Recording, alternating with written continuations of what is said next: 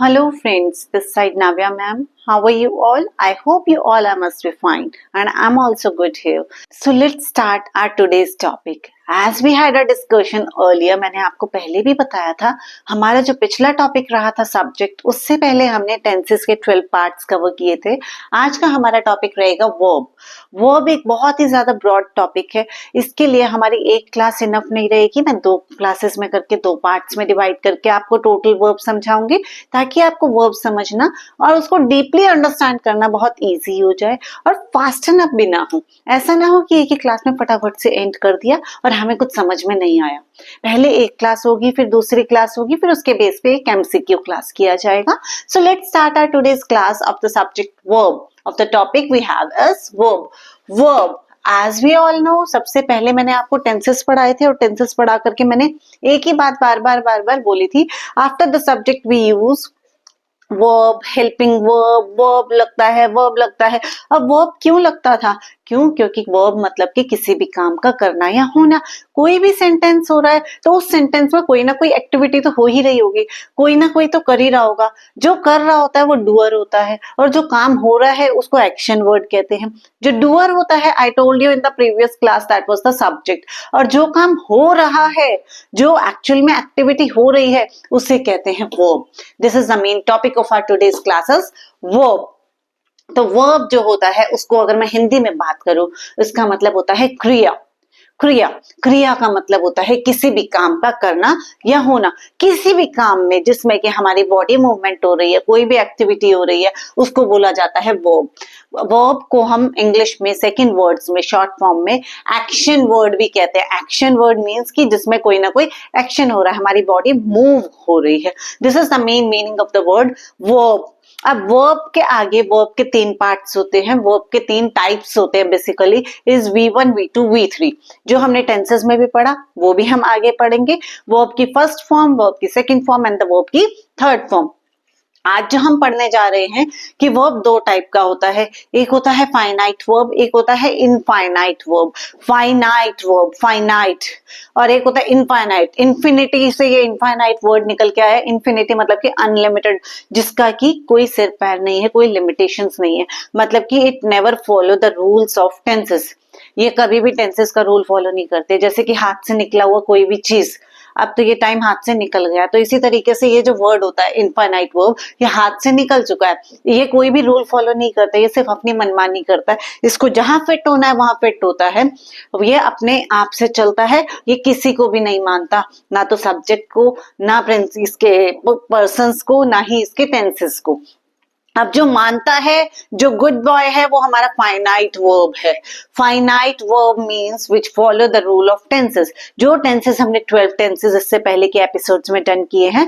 अगर आपको उसमें कोई डाउट है तो आप पिछली एपिसोड्स में जाकर के उन टेंसेस की रिवीजन कर सकते हैं.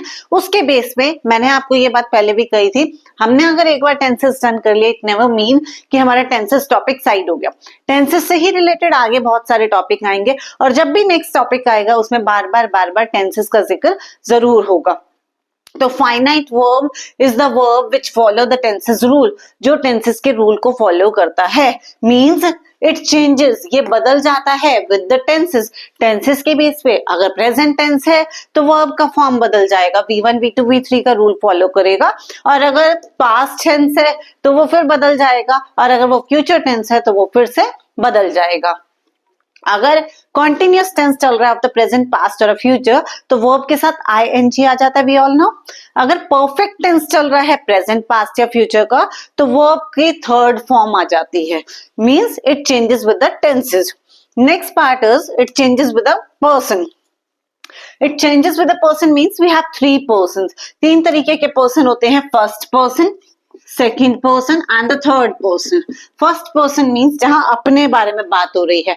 मैं, we, my, our, O U R. तो ये क्या होता है? ये सब फर्स्ट पर्सन में आते हैं. Second person is a person जहां मैं नहीं, मैं आपके बारे में बात कर रही हूँ, यू के बारे में बात कर रही हूँ, योर के बारे में बात कर रही हूँ, योर्स के बारे में बात कर रही हूँ, तुम, तुम्हारा, तुम्हारे. तो ये सब क्या है? हमारा सेकेंड पर्सन में आ जाता है. थर्ड पर्सन इज ना मैं ना तुम, is the third person. Third person means जहां मेरे बारे में भी बात नहीं हो रही है, आपके बारे में भी बात नहीं हो रही है, किसी थर्ड पर्सन के बारे में बात हो रही है. बेशक से वो टेबल है, चेयर है, कोई और हमारा पड़ोसी है, कोई XYZ टीचर है, या कोई भी चीज है, उसके बारे में बात हो रही है तो उसको हम थर्ड पर्सन बोलते हैं, ही शी इट, ये थर्ड पर्सन में आ जाता है। सब्जेक्ट, सब्जेक्ट भी हमारे दो तरीके के होते हैं, सिंगुलर एंड प्लूरल। यहाँ टेंसेस मैंने बताया, present, past and future. Subject हमारा था सिंगुलर और द प्लूरल। सिंगुलर जहां मतलब एक इंसान के बारे में बात हो रही है, और प्लूरल मीन्स जहां एक से ज्यादा इंसान के बारे में बात हो रही है।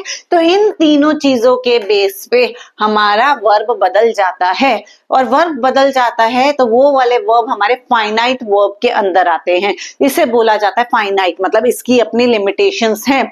अगर कोई भी स्लीप का स्लेप्ट आया है तो वो स्लेप्ट हर 12 के 12 टेंसेस के साथ नहीं लग जाएगा, वो किसी पर्टिकुलर कंडीशन में लगेगा, टेंसेस का ध्यान देगा, पर्सन का ध्यान देगा, सब्जेक्ट का ध्यान देगा, तभी वो स्लेप्ट आएगा। कहीं पे वो स्लीप आएगा, कहीं पे ईट आएगा, कहीं पे एट आएगा, कहीं पे ईटन आएगा।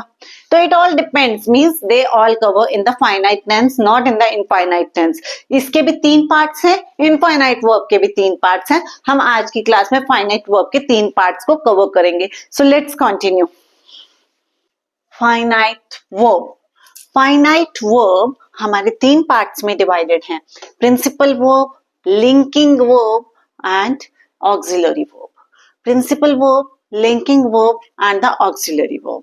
लिंकिंग आई होप आपको शायद नहीं समझ में आ रहा होगा, मैं एल क्लियर कर देती हूँ, थोड़ा सा कर्सिव में चला गया था। Okay, principal verb, principal verb as we all know, नाम से ही पता चलता है, प्रिंसिपली, प्रिंसिपल मतलब जो मेन है। स्कूल का भी जो प्रिंसिपल होता है वो मेन होता है, कोई भी इशू होती है उसी के पास ही जाते हैं। तो प्रिंसिपल वर्ब जो है वो उसका मतलब होता है मेन एक्शन वर्ब, मतलब कि जो एक्चुअल में वर्ब का मेन डेफिनेशन है वही प्रिंसिपल वर्ब के अंदर आता है। वर्ब का I told you the meaning कि वर्ब का मतलब होता है मेन एक्शन वर्ड, किसी भी काम का करना या होना, जहां कोई भी एक्शन हो रहा है उसको बोला जाता है प्रिंसिपल वर्ब। तो प्रिंसिपल वर्ब में पहला आ गया, एग्जाम्पल मैं आपको बता रही हूँ, आई एम स्लीपिंग, तो मैं सो रहा हूं, मैं सो रहा हूं, इसमें मेन क्या हो रहा है, स्लीपिंग। मैं जो है इसमें सब्जेक्ट है, एम एक हेल्पिंग वर्ब है और स्लीपिंग हमारा मेन एक्शन वर्ड है, इसलिए जो स्लीपिंग है हमारा प्रिंसिपल वर्ब में काउंट होएगा। Let's take another example of the finite verb, principal verb. She is eating, she का मतलब वह किसी लड़की के बारे में यूज किया गया है, वह खा रही है, she is eating, she is eating. तो शी जो है एक हमारा प्रोनाउन है जो कि सब्जेक्ट में काउंट होता है, इज हमारा हेल्पिंग वर्ब है, और ईटिंग हमारा मेन वर्ब है, मेन प्रिंसिपल वर्ब है। The third example again goes like this only कि ही रन्स फास्ट, वह तेज दौड़ता है, वह तेज दौड़ता है। ही किसी बॉय के लिए लगाया गया, ये एक प्रोनाउन है, ही रन्स फास्ट। अब आपने ये देखा कि जो स्लीप था, स्लीप के अंदर आईएनजी लग गया, it depend on the subject, I के ऊपर, एम के ऊपर। ईटिंग में आईएनजी लग गया, क्यों, क्योंकि इज आ गया। और रन्स, आर रन्स मतलब कि ये वर्ब है, वर्ब के अंदर एस और एस लग गया, क्यों, क्योंकि स्टार्टिंग में हमारा subject he, she, it, any name आ गया। मींस ये हमारा गया सिंपल प्रेजेंट टेंस में, सिंपल प्रेजेंट टेंस का सिंपल एफर्मेटिव सेंटेंस के अंदर जाता है ये। तो ये तीनों एग्जांपल्स जो है हमारे शो कर रहे हैं कि वर्ब चेंज हो रहा है as per the subject and as per the numbers, और द सब्जेक्ट सिंगुलर है या प्लूरल है उसके अकॉर्डिंगली हमारा वर्ब चेंज हो रहा है। क्योंकि ये चेंज हो रहा है इसी वजह से फाइनाइट वर्ब का पार्ट है, और फाइनाइट वर्ब में हमारा मेन प्रिंसिपल वर्ब का पार्ट है ये। आई होप अभी तक आपको क्लास बहुत स्पीडली नहीं लग रही होगी और बहुत अच्छे से समझ आ रही होगी। Let's come on the second part of the finite verb, this is called the linking verb. Link, नाम से ही पता चल रहा है, जो लिंक कर रहा है, जो कनेक्ट कर रहा है, जो सब्जेक्ट को कॉम्प्लीमेंट कर रहा है, मतलब कि जो सब्जेक्ट के बारे में डीप डिटेल दे रहा है, सब्जेक्ट को मोर डिटेल में दे रहा है, डिस्क्राइब कर रहा है, बट कोई एक्शन नहीं कर रहा है। No action is been done in the linking verb. अब लिंकिंग वर्ब में कोई एक्शन नहीं हो रहा है तो क्या हो सकता है, the soup tests good, again verb के अंदर एस लग गया, मीन्स ये हमारा सिंपल प्रेजेंट टेंस है।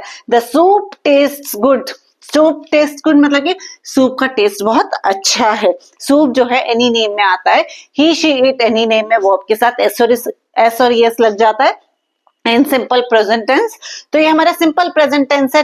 टेस्ट में एस लगा, क्यों? क्योंकि सब्जेक्ट में एनी नेम आ रहा है, तो मीन्स ये चेंज हो रहा है, वर्ब चेंज हो रहा है एज पर द सब्जेक्ट। तो ये हमारा आ जाता है लिंकिंग वर्ब, क्योंकि इसके अंदर कोई एक्शन नहीं हो रहा है, एक्शन नहीं हो रहा है, इसलिए हमारा एक लिंकिंग वर्ब है। नेक्स्ट, ही लुक स्टनिंग, वो बहुत स्टनिंग दिख रहा है, वो बहुत अलग सा दिख रहा है, डिफरेंट दिख रहा है, स्टनिंग बहुत अट्रैक्टिव सा दिख रहा है। ही लुक स्टनिंग, वह स्टनिंग दिख रहा है। तो लुक जो है एक वर्ब है, और वो कौन सा वर्ब है? वो हमारा लिंकिंग वर्ब है, क्योंकि वो सिर्फ स्टनिंग दिख रहा है, कोई एक्शन नहीं हो रहा है, तो इसीलिए ये हमारा लिंकिंग वर्ब है। इसी के साथ इस लुक्स ने हमारे सब्जेक्ट को, ही को कॉम्प्लीमेंट किया है। Next part we come on the auxiliary verb. The last part of the finite verb is auxiliary verb. Auxiliary verb को हम helping verb के नाम से भी जानते हैं। Helping verb मतलब कि जब भी मैंने आपको tenses पढ़ाए, tenses में मैंने बोला subject के बाद is am are, subject के बाद was were, subject के बाद has have, subject के बाद will shall, ये जो is am are, was were, has have, will shall ये सब होता है, ये हमारे helping verbs में आते हैं। is, are, am, was, were and so on। जैसे I am a boy, I subject है, am एक हेल्पिंग वर्ब है, a boy उसका ऑब्जेक्ट है। ऑब्जेक्ट में भी नहीं आ रहा, बेसिकली उसने अपने आप को डिस्क्राइब किया है कि मैं एक लड़का हूं। इट्स अ नॉर्मल सेंटेंस, इसमें कोई भी ऑब्जेक्ट नहीं है, इसमें कोई भी वर्ब नहीं है, बट हमारा हेल्पिंग वर्ब है। हेल्पिंग वर्ब am है, जिसको कि हम ऑक्सिलरी वर्ब कहते हैं। Now let's come the next example. He does not no, वह नहीं जानता। ही डज नॉट नो, डज क्यों आया? क्योंकि ही शी इट एनी नेम आ गया। ये हमारा सिंपल प्रेजेंट टेंस का इंटेरोगेटिव सेंटेंस है। डू और डज आता है, डज आता है। मैं एक बार फिर से आपको पिछले टेंसेस का साथ साथ रिकॉल करवाती जा रही हूँ, जहां पे भी उससे रिलेटेड कोई बात आती है। डज आता है, he she it any name of the simple present tense. बाकी सबके साथ डू आता है, तो he does not know. Does change हो रहा है as per the subject, means ये हमारा फाइनाइट वर्ब में आता है। फाइनाइट वर्ब के भी ऑक्सिलरी वर्ब में आता है। It's a tree, it's a branch, back to back के डिवीजन में चलता चला जा रहा है। तो ही डज नॉट नो, वह नहीं जानता। तो ये जो डज वर्ड है, ये हमारा हेल्पिंग वर्ब है। Third example we take of the auxiliary verb of finite verb is the cake was eaten. Cake खाया जा चुका है। The cake was eaten, was है तो है नहीं आएगा।